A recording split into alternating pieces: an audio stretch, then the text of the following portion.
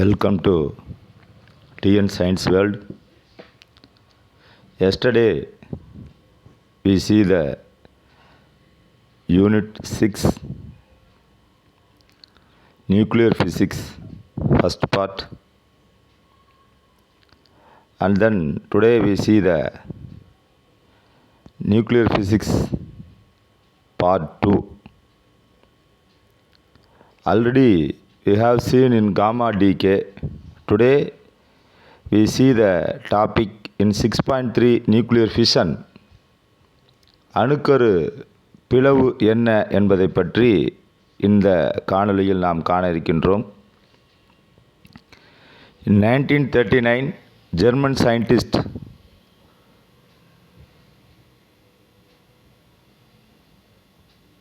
German அறிவியல் அறிஞர் ஆட்டோஹான் மற்றும் ஸ்ட்ராஸ்மான் ஆகிய அந்த இருவரும் பார்த்திங்கன்னா, when uranium nucleus is bombarded with neutron is break up into two smaller nuclei of comparable mass along with the emission of a few neutron and energy.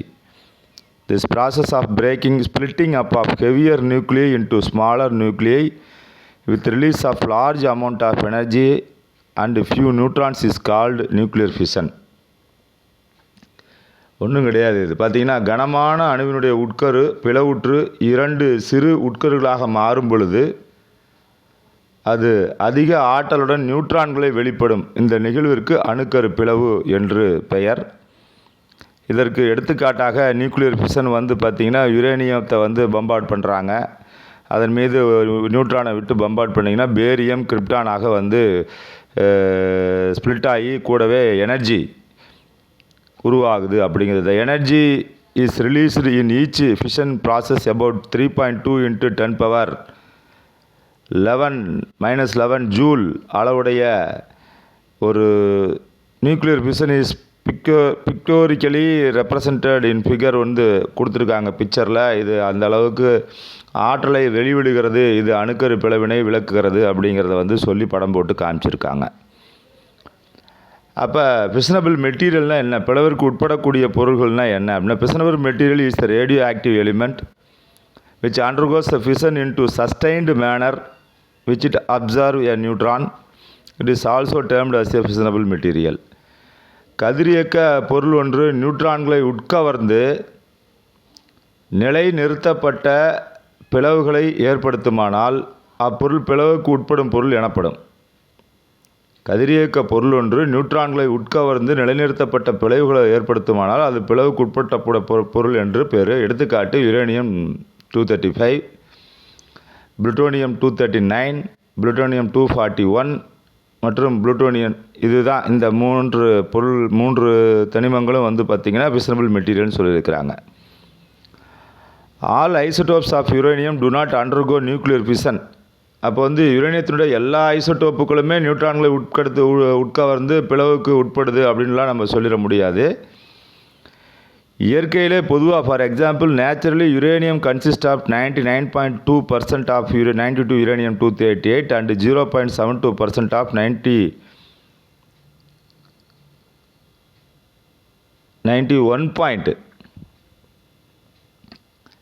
கிட்டத்தட்ட இதில் பார்த்தீங்கன்னா 99.28% uranium 238, 0.72% 92 uranium 236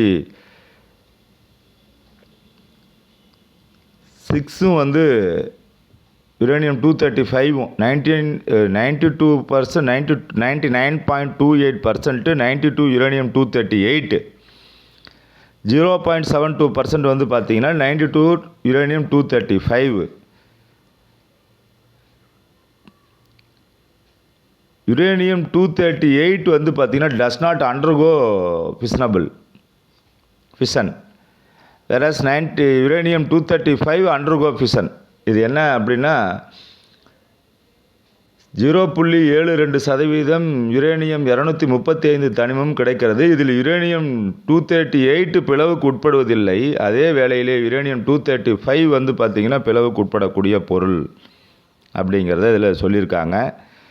Hence, uranium-235 is fissionable material and uranium-238 is non-fissionable material. பிளவுக்கு உட்படாத பொருள். There are some radioactive elements which can be converted into fissionable material. They are called as a fertile material. பிளவுக்கு உட்படாத சில கதிரியக்க தனிமங்கள் நியூட்ரான்களை உட்கவரச் செய்வதன் மூலம் பிளவுக்கு உட்படும் பொருள்களாக மாற முடியும். நியூட்ரானை உட்கவரச்சுன்னா இது வந்து ஃபிஷனபிள் மெட்டீரியலாக மாறும். இது வளமிக்க பொருள்களை வளமைமிக்க பொருளாக இந்த வளமிக்க பொருள்கள் வளமை பொருள்கள் என அழைக்கப்படுகிறது. வளமை பொருள் மீன்ஸ் ஃபெர்டிலை மெட்டீரியல் அப்படின்னு சொல்லி பேர். எடுத்துக்காட்டு uranium-238, thorium-232, plutonium-240. இது எல்லாமே வளமை மிக்க பொருள்கள், வளமை பொருள் என்று பேர்.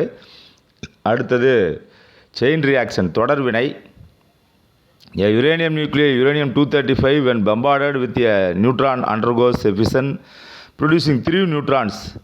These 3 neutrons in turn can cause fission in 3 other uranium nuclei present in the simple, thus producing a 9 neutrons.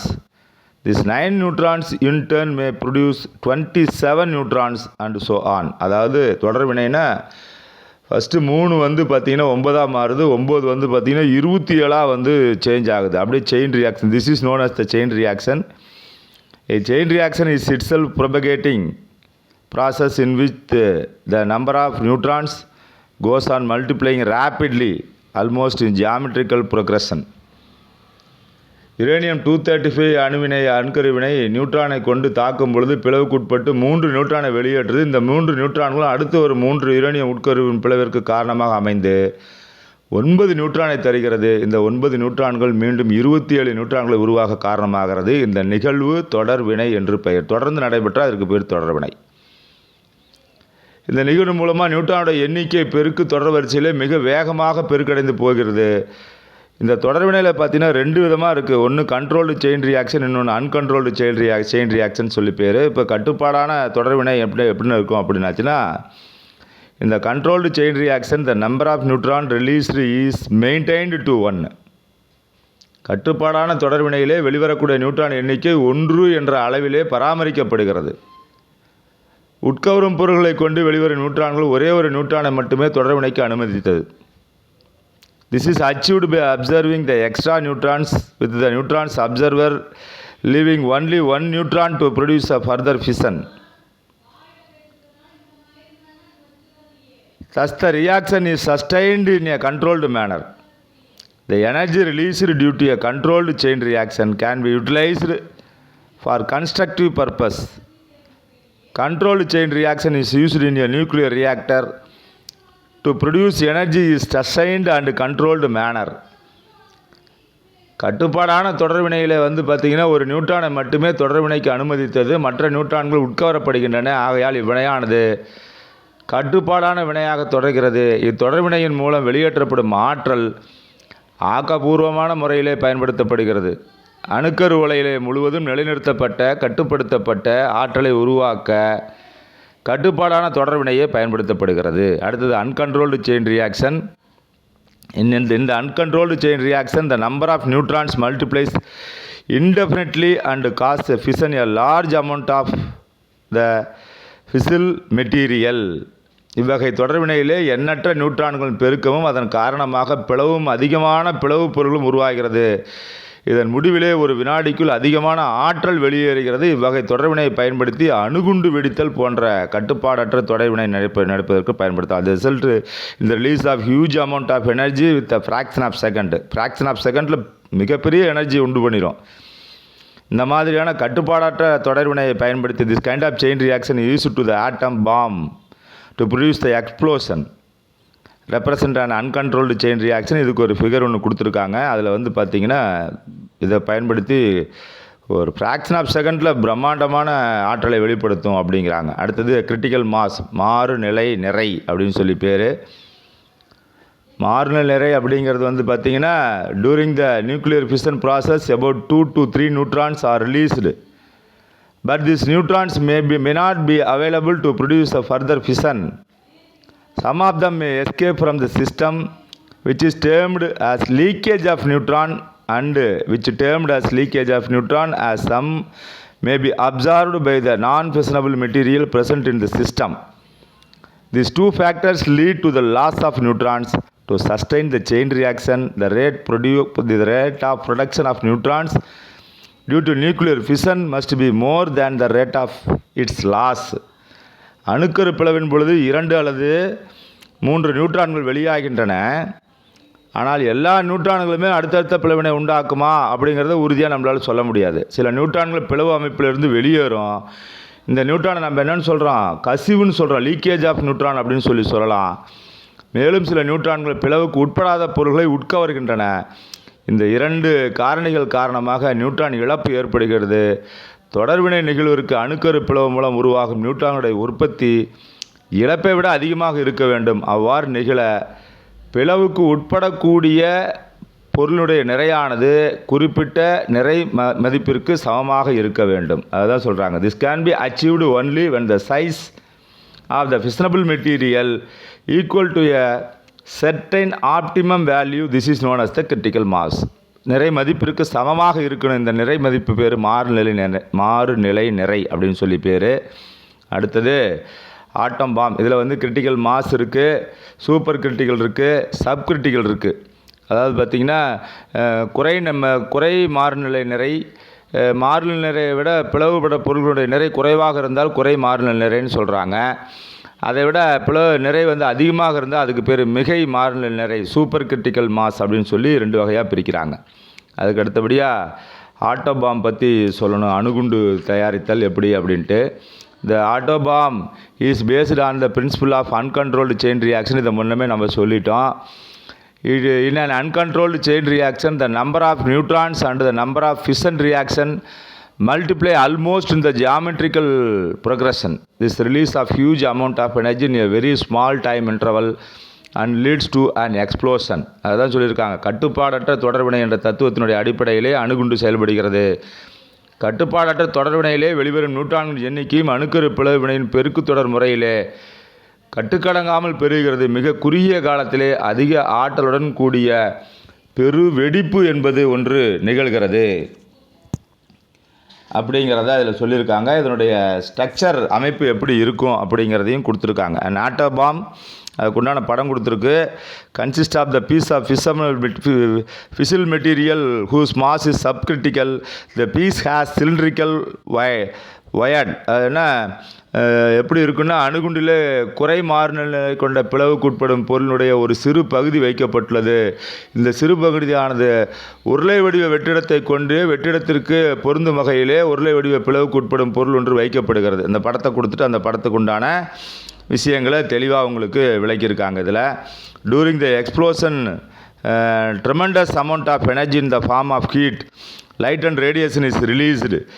A region is very high temperature and pressure is formed in a fraction of a second along with the emission of hazardous radiation like gamma rays which adversely affect the living creatures. This type of atom bombs were exploded in 1945 at Hiroshima, Nagasaki in Japan during the World War II. இங்கே தான் பார்த்திங்கன்னா அணுகுண்டு வெடிப்பு நிகழ்வின் பொழுது மிக அதிக அளவு ஆற்றலுடன் வெப்பமும் ஒளியும் கதிரியக்கமும் வெளியாகின்றன. மிக குறுகிய வினாடிக்குள் கட்டுக்கடங்காத அழுத்தமும் வெப்பமும் அதிக அளவில் உயர்கிறது. அனைத்து வித உயிரிகளும் தீங்கிழைக்கக்கூடிய காமா கதிர்கள் போன்ற கதிர்வீச்சுகள் இத்துடன் வெளியாகின்றன. 1945 இரண்டாம் உலக போரின் பொழுது ஜப்பானில் உள்ள ஹிரோஷிமா மற்றும் நாகசாகி பகுதியில் இவ்வகையான அணுகுண்டுகள் தான் வீசப்பட்டது என்பதை உங்களுக்கு இதில் விளக்கியிருக்காங்க. அடுத்தது எலக்ட்ரான் வோல்ட்னா என்ன? Electron volt is the unit of nuclear physics to measure the energy of small particle. It is nothing but the energy of one electron when it is accelerated using the electric potential in 1 volt. அதாவது 1 volt மின்னழுத்தத்தை பயன்படுத்தி முடுக்கி ஒரு எலக்ட்ரானுடைய ஆற்றல் electron வோல்ட்டுன்னு சொல்லி பேர். 1 electron volt is equal to 1.602 × 10⁻19 joule அப்படிங்கிறது தான். 1 மில்லியன் எலக்ட்ரான் வோல்ட் 1 MeV எவ்வளோ அப்படின்னாச்சுன்னா 10⁻6 எலக்ட்ரான் வோல்ட், மெகா எலக்ட்ரான் வோல்ட்டுன்னு சொல்லி பேர் அதுக்கு. The energy released in a nuclear fission process about 200 million electron volt அப்படின்னு சொல்லி பேர். த நியூக்ளியர் ஃபிஷன் அணுக்கரு இணைவுன்னா என்ன? You have learnt that energy can be produced when a heavy nucleus is split into two smaller nuclei. Similarly, energy can be produced when two lighter nuclei combine to form a heavier nuclei. The phenomena is known as the nuclear fusion. அணுக்கரு இணைவு அப்படின்னாச்சுன்னா இரண்டு லேசான அணு உட்கருகள் இணைந்து கனமான அணுக்கருவினை உருவாக்கும் இந்த நிகழ்விற்கு பேர் அணுக்கரு இணைவு என்று பேர். இதுக்கு ஒரு டெஃபினேஷன் கொடுத்துட்டாங்க உங்களுக்கு. அதுதான் அந்த process which the two lighter nuclei combine to form the heavier nuclei is termed as the nuclear fission. இதில் பார்த்தீங்கன்னா 1 ஹைட்ரஜன் 2 ஹீலியம் 4 + Q ஆற்றல் என்பது உருவாகிறது. இதற்குண்டான எடுத்துக்காட்டு தகுந்த படங்களுடன் உங்களுக்கு கொடுத்துருக்காங்க. எனர்ஜி இந்த இடத்துலையும் ஆற்றல் உருவாகிறது அப்படின்னு சொல்லியிருக்காங்க. The mass of the daughter nuclei formed during the nuclear of reaction fission and fusion is lesser than the sum of the masses of the two parent nuclei. The difference in mass is called as the mass defect. அணுக்கரு வினையின் பொழுது இணைவு மற்றும் பிளவு உருவாகும் பொழுது சேய் உட்கருவின் நிறையானது இரண்டு தாய் உட்கருவின் நிறைகளின் கூடுதலை விட குறைவாக இருக்கும். தாய் உட்கருவின் நிறைக்கும் சேய் உட்கருவின் நிறைக்கும் இடையே உள்ள நிறை வேறுபாடு தான் நிறை வலு, மாஸ் டிஃபெக்ட் அப்படின்னு சொல்லி பேர். அதுக்கு அடுத்தபடியாக E=mc² என்ற ஆற்றல் சமன்பாட்டை கொடுத்துருக்காங்க. சி என்பது ஒளியினுடைய திசை வேகம். இதனுடைய மதிப்பு நமக்கு ஆல்ரெடி வினோ 3 × 10⁸ மீட்டர் வினாட் டு தி பவர் ஆஃப் -1 என்பது நமக்கு தெரியும்.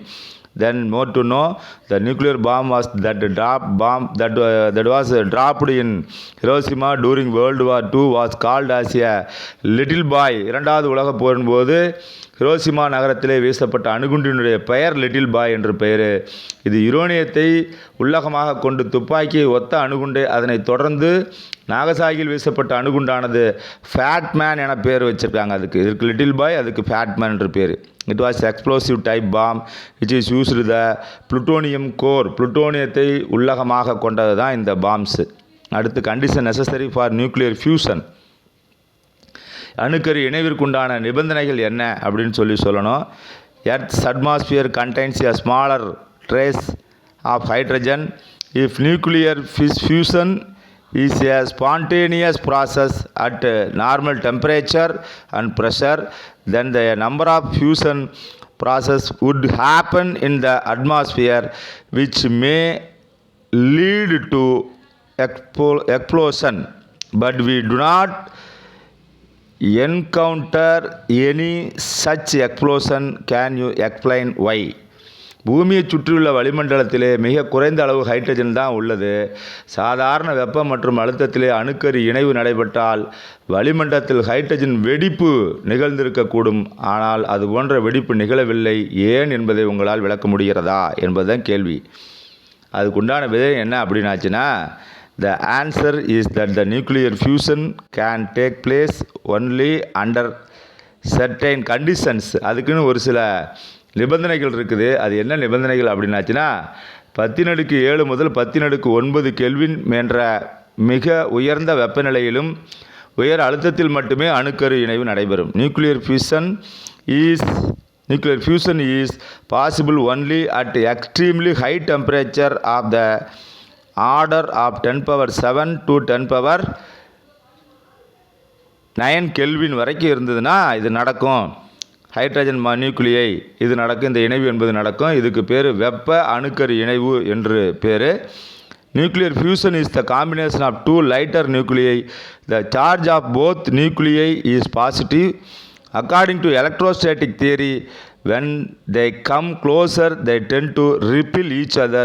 This repulsive force will be overcome by the kinetic energy of the nuclei at higher temperature of the order of 10⁻7 to 10⁻9 K. இது லேசான இரண்டு அணுவினுடைய உட்கருகள் இணைவதே அணுக்கரு இணைவு. இதில் உள்ள இரண்டு அணுக்கருகளும் நேர்மின் சுமை கொண்டிருப்பதால் நிலை மின்னியல் கவர்ச்சி விசையின் காரணமாக அவை அருகருகே வரும்பொழுது ஒத்த மின்னோட்டத்திற்கான விலக்கு விசை ரிப்பல்சன் ஏற்படுகிறது. உயர் வெப்பநிலையின் அதாவது 10⁻7 முதல் 10⁻9 கெல்வின் அளவில் மட்டுமே காரணமாக Nuclear fission is the combination of the two lighter nuclei. The change of both nuclei is positive. அதாவது சொல்லியிருக்கு, லேசான இரண்டு அணுவினுடைய உட்கருகள் இணைவதே அணுக்கரு இணைவு. இதில் உள்ள இரண்டு அணுக்கருகளும் நேர்மின் சுமை கொண்டிருப்பதால் நிலை மின்னியல் கவர்ச்சி விசையின் காரணமாக அவை அருகருக வரும்பொழுது ஒத்த மின்னோட்டத்திற்கான விலக்கு விசை ஏற்படும். உயர் வெப்பநிலையில் இதனுடைய அளவு வந்து பார்த்திங்கன்னா, உயர் வெப்பநிலை எவ்வளோ அப்படின்னாச்சுன்னா 10⁻7 முதல் 10⁻9 கெல்வின் வரைக்கும் இருக்கணும். அப்படி இருந்ததுன்னா இந்த விலக்கு விசையானது தவிர்க்கப்படுகிறது அப்படின்னு சொல்லியிருக்காங்க. அடுத்தது stellar energy. Stellar energy means விண்மீன் ஆற்றல். விண்மீன் ஆற்றல் இந்த sun like our sun the stars like our sun emit a large amount of energy in the form of light and heat. This energy is termed as the stellar energy. அப்படின்னா சூரியனை போன்றே விண்மீன்கள் அதிக அளவு ஆற்றலை ஒளி மற்றும் வெப்ப வடிவிலே உமிழ்கிறது. இந்த ஆற்றலானது விண்மீன் ஆற்றல் என அழைக்கப்படுகிறது. அதிக அளவு ஆற்றலானது எங்கிருந்து வெளியாகிறது அப்படின்றத முதல்ல நம்ம தெரிஞ்சுக்கணும். எங்கிருந்து வெளியாகிறது அப்படின்னாச்சுன்னா, திஸ் எனர்ஜி டேர்ம்டு இந்த stellar energy where less the high energy come from all stars contents a large amount of hydrogen. The surface of temperature of the stars is very high which is sufficient to induce the fusion of hydrogen நியூக்ளியை.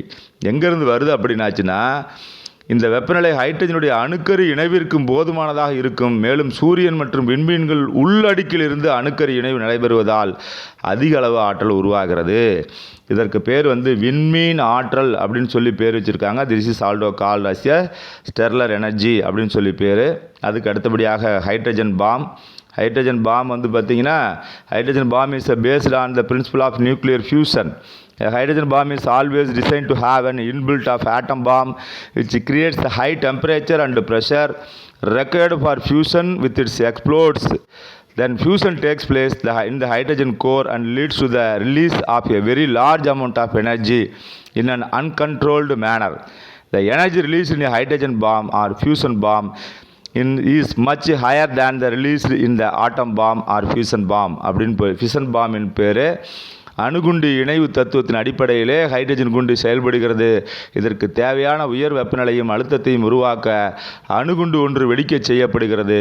இதன் பிறகு ஹைட்ரஜனிலே அணுக்கரு இணைவானது நடைபெற்று கட்டுக்கடங்காத அதிக அளவு ஆற்றலை வெளிப்படுகிறது. Hydrogen குண்டின் மூலம் அணுக்கரு இணைவு உருவாகும் ஆற்றலானது அணுகுண்டின் மூலம் உருவாகும் ஆற்றலை விட அதிகமாக இருக்கும் என்பது தான் இந்த ஹைட்ரஜன் பாம்பினுடைய தத்துவம். அதற்கு அடுத்தபடியாக நியூக்ளியர் ஃபிஷன் அண்ட் நியூக்ளியர் ஃபியூஷனுக்கு இடையே உள்ள வேறுபாடுகள் என்ன என்பதை தெளிவாக அட்டவணையின் வாயிலாக உங்களுக்கு விளக்கப்பட்டுள்ளது.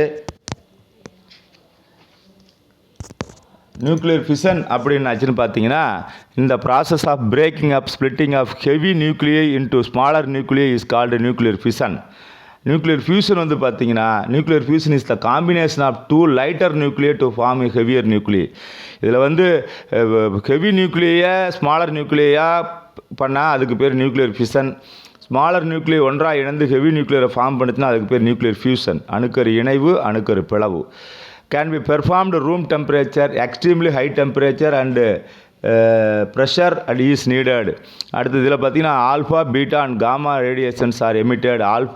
Alpha rays, positrons and neutrons are emitted. இதில் வந்து fission lead emission of gamma radiation the triggers of mutation in the human gene and cause of genetic transform disease. என்ன உண்டாகுன்னா, அணுக்கரு பிளவு காமா கதிர்களை வெளியிடுவதால் மனித ஜீன்களை தூண்டி மரபியல் மாற்றத்தை உண்டாக்கி பரம்பரை நோய்களுக்கு காரணமாகிறது. நியூக்ளியர் ஃபிஷனில் only light and heat energy is emitted. வெறுமே வெப்பமும் ஒளி மட்டுமே உமிழப்படுகிறது என்பதையோடு சொல்லி இந்த நியூக்ளியர் ஃபிஷன் ஃபியூஷனை முடிக்கிறாங்க.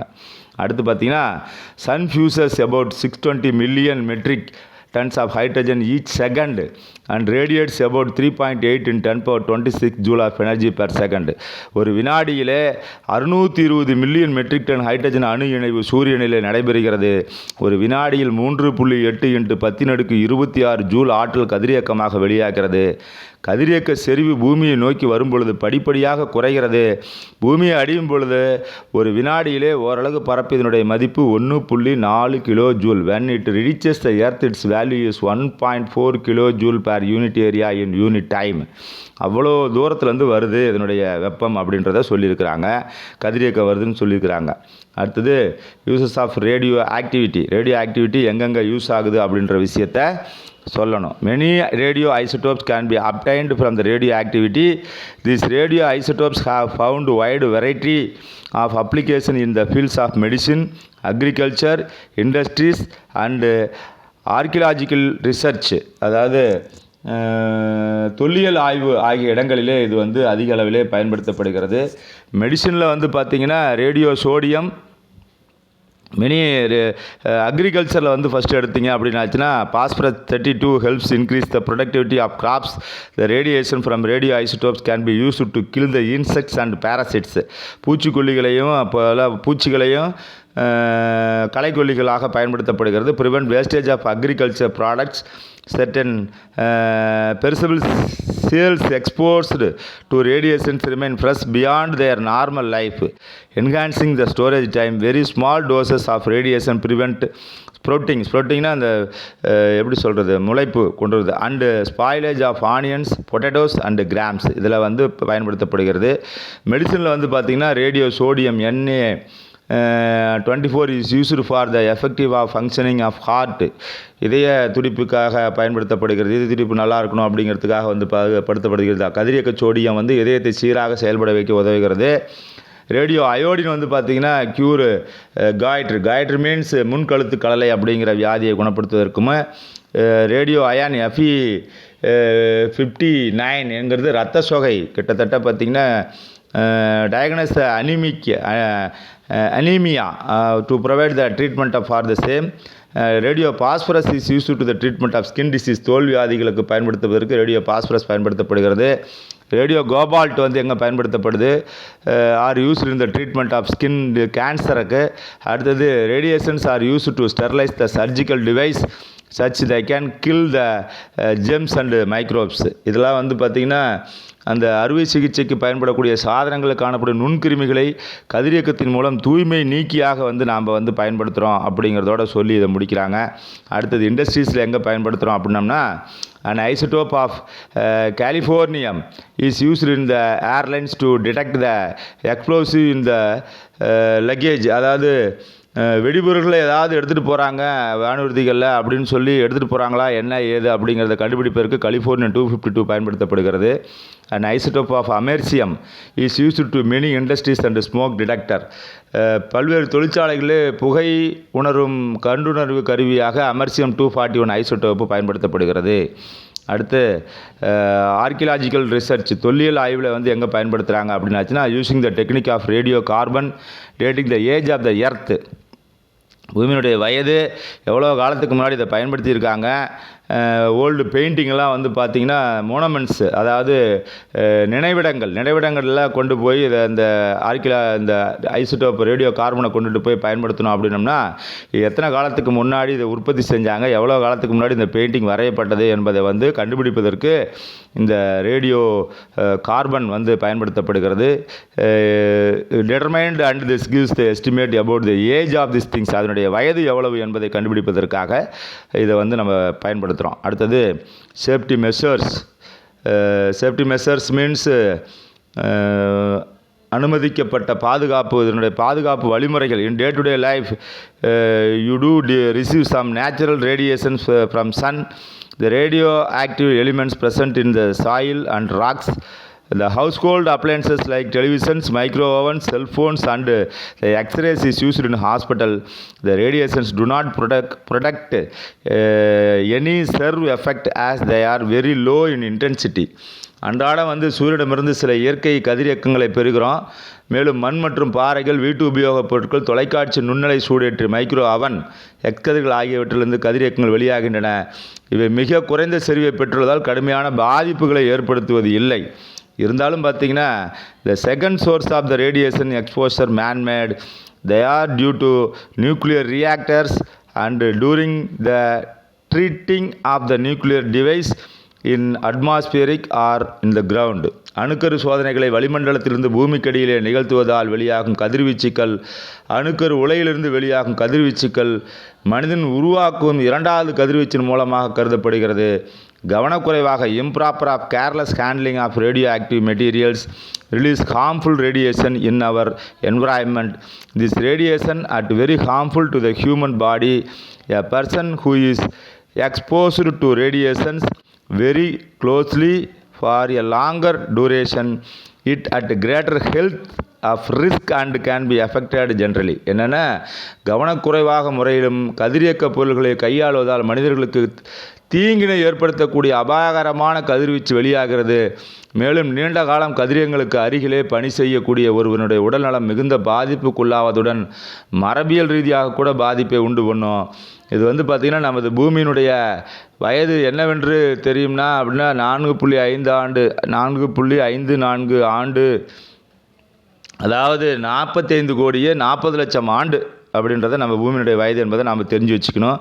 அதற்கு அடுத்தபடியாக பர்மிட்டட் ரேஞ்சு எவ்வளவு அனுமதிக்கப்பட்ட அளவு எவ்வளோ இருக்கலாம் அப்படின்னு ஆச்சுன்னா, the international commission of radiological protection ICRP என்ன சொல்கிறாங்கன்னா, recommended certain maximum permissible exposure limits of radiation that will be believed to be safe without producing the appreciable injury to a person. Safe limit of overall exposure to radiation to given and 20 milli சிவரெட் அப்படின்னு சொல்லி பேர். 20 milli சிவரெட் என்பதே ஒரு ஆண்டிற்கான கதிரியக்க பாதிப்பின் பாதுகாப்பான அளவாகும். இதனை ரேஞ்ச் என்ற அலகில் சொல்கிறோம் அப்படின்னம்னாக்கா 100 MR 100 ரேஞ்சன் என்று இருந்தால் மிகவும் அபாயகரமான பாதிப்பான இரத்த புற்றுநோயை சிவப்பணுக்களை அழிவு பண்ணி உண்டு பண்ணும் அப்படின்றதையும் சொல்லியிருக்காங்க. when the body is exposed is about 600 ரேஞ்சன் leads to death. 600 ரேஞ்சன் என்ற அளவில் இருந்ததுன்னா மனிதனுக்கு இறப்பை உண்டு பண்ணும் அப்படிங்கிறதையும் சொல்லியிருக்காங்க. அப்போ இதெல்லாம் தடுக்கிறதுக்கு என்ன பண்ணணும் அப்படின்னா, டோசிமீட்டர் அப்படிங்கிற ஒரு கருவியை பயன்படுத்தலாம். Is a device used to detect the level of exposure to an ionizing radiation. It is frequently used in the environment where exposed to the radiation may occur, such as nuclear power plants and medical imaging facilities. Packet dosimeter is used to provide the wearer with immediate reading his exposure of X-ray and gamma ray. இதில் நம்ம கையடக்கத்திலே வச்சுருக்கக்கூடிய dosimeter கூட வச்சுருக்கோம். அந்த டோசிமீட்டரை பயன்படுத்தி எவ்வளோ radiation form ஆகுது, எவ்வளோ உருவாகுது அப்படிங்கிறத தெளிவாக கண்டுபிடிச்சி நாம் அதிலிருந்து அதனுடைய அளவை வைத்து நம்ம பாதிப்பு ஏற்படுமா ஏற்படாதா என்பதை நம்ம கண்டுபிடிச்சிக்கலாம்.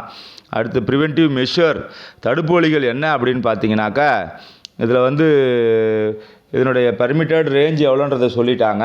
அடுத்து டோசிமீட்டர் யூஸ் பண்ணலான்ற விஷயத்தையும் சொல்லியாச்சு. அடுத்து இதனுடைய தடுப்பு முறைகள் என்ன அப்படின்னாச்சுன்னா, radio active material should be kept in a thick walled lead container. கிட்டத்தட்ட பார்த்திங்கன்னா அபாயகரமான கதிரியக்க பகுதியில் பணிபுரிவதுன்னா கதிரியக்க பொருட்களை தடிமனான காரிய சுவர்களாலான கொள்கலனிலே வைக்க வேண்டும். ரெண்டாவது, lead coated aprons and lead gloves should be used while working in a hazardous radio active material. அபாயகரமான கதிரியக்க பகுதிகளிலே பணிபுரிவோர் காரிய கையுறைகளையும் காரியத்தாலான மேலாடைகளையும் கட்டாயமாக அணிய வேண்டும். அடுத்தது, you should avoid eating while handling radio active material. கதிரியக்க பொருளை கையாளும் பொழுது அங்கு உணவு அருந்துவதை தவிர்க்க வேண்டும். The radioactive material should be handled only by tongues by the remote control device. நேரடியாக கைகளை பயன்படுத்தாமல் தொலை கட்டுப்பாட்டு கருவிகள் இடுக்கிகளை பயன்படுத்தி கையாள வேண்டும், தொட்டு பயன்படுத்தக்கூடாது. Dosimeter should be worn by users to check the level of radiation. டோசிமீட்டரை அணிந்து கொள்வதன் மூலம் கதிரியக்கத்தினை பயன்படுத்துவோர் எடுத்துக்கொள்ளும் கதிரியக்க அளவினை அவ்வப்போது நம்மால் அறிந்து கொள்ள முடியும். இதுதான் இதுக்கு உண்டான வழி. அடுத்து nuclear reactor. Types of nuclear reactor பார்த்திங்கன்னா அணுக்கரு உலையினுடைய வகைகள் nuclear reactor is a device. The nuclear fission reaction takes place in the self-sustained and controlled manner to be produced electricity. The first nuclear reactor was built in 1942. Chicago யூஎஸ்ஏவில் தான் first பண்ணாங்க. Types of nuclear reactor, breeder reactor, fast reactor and pressurized water reactor, pressurized heavy water reactor, boiling water reactor, water cooled reactor, gas-cooled reactor, fusion reactor and thermal reactor are some types of nuclear reactor which are used in the different place worldwide. உலகம் முழுவதுமாக அங்குமிங்குமாக அணுக்கரு உலையினுடைய இன்றியமையாத இதில் வந்து பார்த்திங்கன்னா types of ரியாக்டரில் நிறைய இருக்குது. அந்த வகைகளில் உற்பத்தி உலை, வேக உற்பத்தி உலை, அழுத்த நீர்ம உலை, கன அழுத்த நீர்ம உலை, கொதி நீர்ம உலை, குளிரூட்டப்பட்ட நீர்ம உலை அப்படின்னு சொல்லிட்டு நிறையா இருக்குது. இதனுடைய மையப்பகுதிகள் என்ன, அதனுடைய முதன்மையான பாகங்கள் என்ன, காம்பனன்ட்ஸ் ஆஃப் நியூக்ளியர் ரியாக்டர் இதனுடைய மையப்பகுதியில் வந்து பார்த்திங்கன்னா fuel, moderator, control rod, coolant and protection wall, தடுப்புச்சுவர், தனிப்பான் இதெல்லாமே கண்டிப்பாக தேவை. தனிப்பானாக வந்து நம்ம என்னத்தை பயன்படுத்துகிறோம் அப்படின்னா D2O டியூட்ரியம் 2 அப்படின்றத டியூட்ரியம் ஆக்சைடு அப்படின்ற ஒன்றை பயன்படுத்துகிறோம். D2O அப்படின்ட்டு இதில் பயன்படுத்தக்கூடிய ஃபியூயல் என்னத்தை பயன்படுத்துகிறோன்னா பிளவுக்கு உட்படும் பொருளே எரிபொருளாகவும், அணுக்கரு உலையில் பொதுவாக பயன்படும் பொருளே யுரேனியத்தையே இங்கேயே பயன்படுத்துகிறோம். இது தனிப்பான மாடரேட்டராக வந்து என்னத்தை பயன்படுத்துகிறோம் அப்படின்னாச்சுன்னா a moderator is used to slow down the high energy neutrons to provide the slow neutrons. Graphite and heavy waterனா கடின நீர் அப்படின்னு சொல்லி பேர், அதுக்கு பேர் தான் D2Oன்னு சொல்லி பேர். Are the commonly used moderator. And then control ராடாக எதை பயன்படுத்துகிறோம், கட்டுப்படுத்தும் களியாக. தொடர்வினை நிகழ்வதற்கு control rods are use to control the number of neutrons in order to have sustained chain reaction. Mostly boron or cadmium rod are used control rods. The absorb the நியூட்ரான்ஸை வந்து அதான் அப்சார்வ் பண்ணுது. அடுத்து கூலண்ட்னா இதாக தனிப்பானாக இங்கே வந்து என்னத்தை பயன்படுத்துகிறோம், குளிர்விப்பானாக எதை பயன்படுத்துகிறோம் அப்படின்னாச்சுன்னா use to remove the heat produced in the reactor core to produce the steam. The steam is use to run the turbine in order to produce electricity. Water, air and helium are some of the coolants. அடுத்த protection wall. Thick concrete lead wall is built around the nuclear reactor in order to prevent the harmful radiations from escaping into the environment. சுற்றுப்புற சூழல் பாதுகாப்பை வந்து பாதிக்காமல் இருப்பதற்காகத்தான் அந்த concrete வாலை நம்ம use பண்ணுறோம். உங்களுக்கு படம் இங்கே வந்து தெளிவாக வந்து அழகாக கொடுத்து வச்சுருக்காங்க, schematic diagram of nuclear reactor எப்படி இருக்குன்னு சொல்லிட்டு. அடுத்தது யூசஸ் ஆஃப் நியூக்ளியர் ரியாக்டர் அணுக்கரு உலையினுடைய பயன்கள் என்ன என்பதை பற்றி நாம் இப்போ சொல்லணும். Nuclear reactor are widely used in power generation. மின்சார உற்பத்தி செய்வதற்கு அதிக அளவில் மின் உற்பத்தி செய்ய பயன்படுத்தப்படுகிறது. They are also used to produce the radio isotopes. பலவிதமான பயன்பாடுகளுடைய கதிரியக்க ஐசோடோப்புகளை உருவாக்க பயன்படுத்தப்படுகிறது. Some reactors helps as to research in the field of nuclear physics. அணுக்கரு இயற்பியல் துறையிலே ஆய்வினை மேற்கொள்வதற்காக சில அணுக்கரு உலைகள் பயன்படுத்தப்படுகிறது. Breeder reactor are used to convert the non fissionable material into fissionable material. பிளவுக்கு உட்படாத பொருட்களை பிளவுக்கு உட்படும் பொருளாக மாற்றுவதற்கு உற்பத்தி உலைகள் பயன்படுத்தப்படுகிறது. நமது நாட்டிலே உள்ள நியூக்ளியர் பவர் பிளான்ட்ஸ் இன் இந்தியாவில் இருக்கக்கூடிய அணுமின் நிலையங்கள் என்ன என்பதை பற்றி இறுதியாக காண இருக்கிறோம். Indian atomic energy commission AEC was established in August 1948. The Department of Indian Science Research Committee in Bombay, now Mumbai in Maharashtra. It is the nodal agency for all research done in the field of atomic energy. Dr. Homi Jahangir Bhabha அவர் தான் வந்து first chairman in Indian atomic energy commission. Now it is known as the Bhabha atomic research centre BARC. And then nuclear power in the 5th largest source of power India, Darapur Atomic Power Station in India's first nuclear power station. Now there are a total 7 power stations, one each in Maharashtra, Rajasthan, Gujarat, Uttar Pradesh and 2 in Tamil Nadu. In Tamil Nadu we have nuclear power station in Kalpakkam and Kodangulam. Apsara was the first nuclear reactor built in India and Asia. Now there are 22 nuclear reactors which are operating in India. Some other operating reactors are Cyrus, Dhruva, Purnima. இவைதான் வந்து மீதம் இருக்கக்கூடிய operating reactor. இந்த பாடம் வந்து பார்த்திங்கன்னா இதோட இந்த நியூக்ளியர் ஃபிசிக்ஸ் அப்படிங்கிற பாடம் வந்து உங்களுக்கு முடியுது. இந்த பாடத்தினுடைய கணக்கீடுகளை உங்களுக்கு வந்து ஏற்கனவே காணொலியாக நாம் வழங்கியுள்ளோம். Thank you so much. நன்றி, வணக்கம். அடுத்த பாடத்தினுடைய காணொலியை பின்னர் காண்போம்.